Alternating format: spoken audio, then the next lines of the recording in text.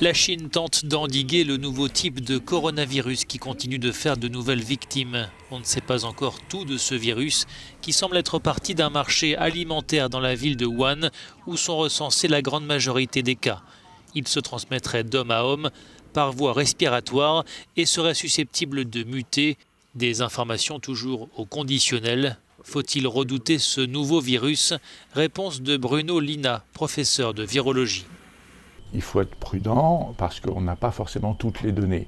On ne sait pas si on ne surveille que le sommet de l'iceberg de ce virus qui diffuse avec des formes paucisymptomatiques, c'est-à-dire avec peu de symptômes ou des symptômes tellement modérés que les gens ne consultent pas, ils ont l'impression d'avoir un banal rhume ou justement une grippe simple.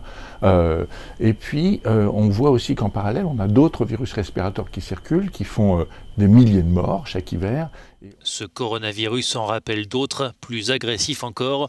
Le SRAS, qui avait frappé la Chine au début des années 2000, faisant environ 8000 malades et près de 800 morts.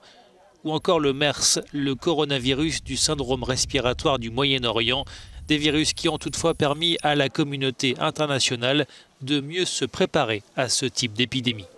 Grâce à l'expérience de ces épidémies, on a mis en place, tous les pays, des procédures pour essayer de contrôler la diffusion de ces virus à transmission respiratoire, avec le renfort des mesures d'hygiène, avec le renfort des mesures barrières, avec toute une série de consignes qui aujourd'hui s'activent très simplement par tous les pays, tout simplement en disant on réactualise ou on remet en place l'ensemble des mesures qui avaient été proposées.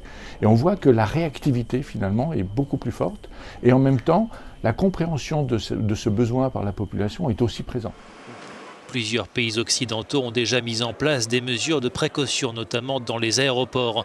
D'autant que les festivités du Nouvel An en Chine annoncent une période de chassés-croisés intense dans les transports. Aux États-Unis, l'aéroport de San Francisco, où arrivent des vols directs en provenance de Wuhan, procède au filtrage des passagers.